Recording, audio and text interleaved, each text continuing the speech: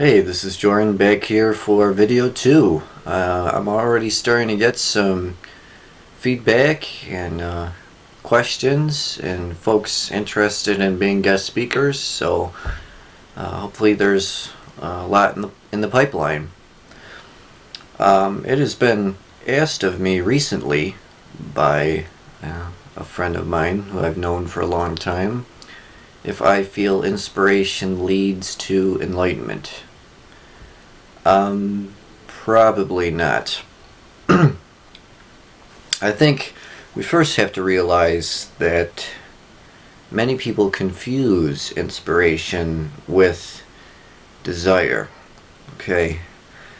Inspiration really means in spirit, which means it's not something born of the mind. The spirit is very likely something that runs through the heart. Let's look at an example. Let's say you're walking down the street, on the side of the street, and you suddenly see a girl that trips and falls in the middle of the street, and she's crying, and you see an incoming car. You're probably going to run to save her. And in that moment, you're not asking yourself, is this girl worthy enough? Is she pretty enough? Is she going to thank me? Are her parents going to thank me? Am I fast enough? Am I good enough? No. You just do it. There's no analysis involved or judgment or trying to achieve something.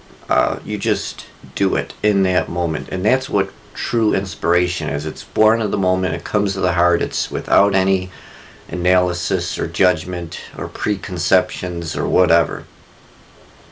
When most people think of inspiration, they think of a kid putting hours and hours of studying in to earn a degree while working a lot, or a girl who is overweight who's finally getting herself in shape and does get in shape, or a young person who starts their own business and puts countless hours in and comes up with an innovative product. We think of all those kinds of things when we hear inspiration, but most of those is simply desire. The kid studying desires to increase his earning potential.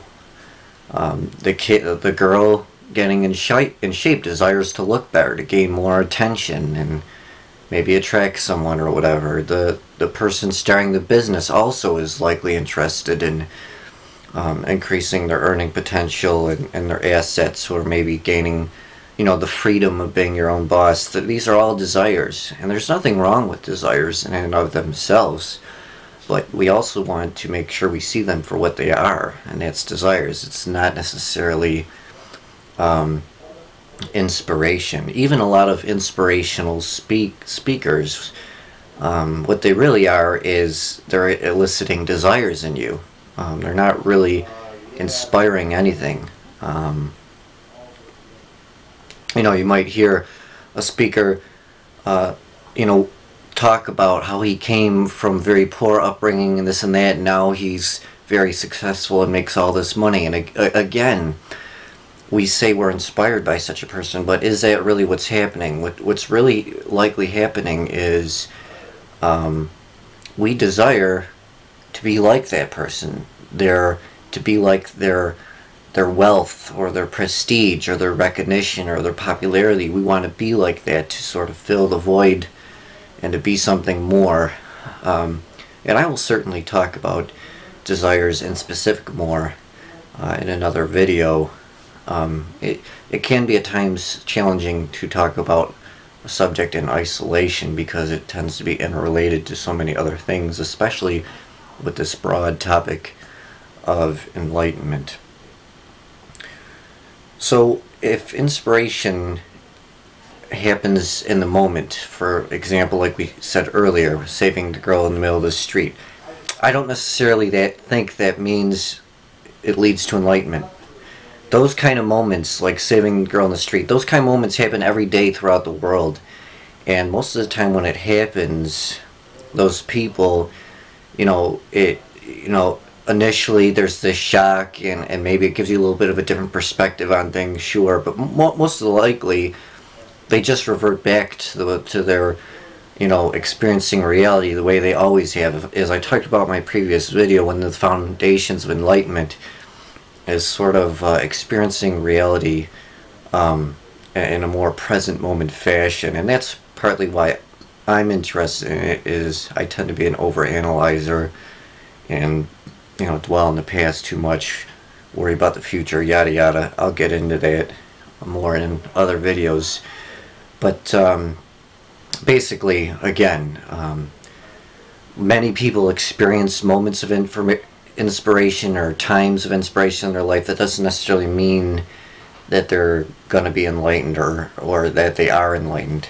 But I will say on the flip side that enlightenment will cause inspiration. So inspiration doesn't cause enlightenment necessarily, but I do think if you're enlightened, you're inherently going to have inspiration, because an enlightened person inherently is living in the moment most, if not all, the time. And when you live in the moment, you're going to be inspired to live life more fully, to do things just because. That's what inspiration really is doing things just because. You're not analyzing, you are not trying to achieve anything, you just do it. I also think that inspiration can come from love. That's why when we fall in love, especially initially, all of a sudden we might, you know, we might write a poem or create something, or we're nice to just random people like the cashier at a store. That falling in love inspires us to just do things just because. Again, you know, when you're writing that poem or being nice to random people or random acts of kindness, there's not much real analysis or fear of judgment or any of those things behind it. You just do it. You just are sort of trusting life. Inspiration is kind of living the moment in action, sort of. You're just doing things without a whole lot of thinking involved. There's not a lot of thought process in terms of, when I'm saying thought process, I'm talking about the analytic side of things. You're not saying, well, what's the likelihood this is going to succeed, or what strengths are there, or what are the risks, or any of that stuff. You just do it. So that's the main theme of what inspiration is. It's just doing something just because. You're not trying to achieve anything or be something better. And again, there's nothing wrong with desires or trying to achieve anything, but we want to be mindful of the difference. So really quick now, I do feel love and enlightenment both lead to inspiration, and the reason for that is love and enlightenment are really actually two sides of the same coin. So most people have experienced enlightenment for some time frame, at least, when they're falling in love. The difference is, I think, that when we fall in love, it tends to be more momentary, where I think enlightenment tends to be a more permanent thing. But what you experience is likely the same in each, or very similar. So with that, I'll wrap it up.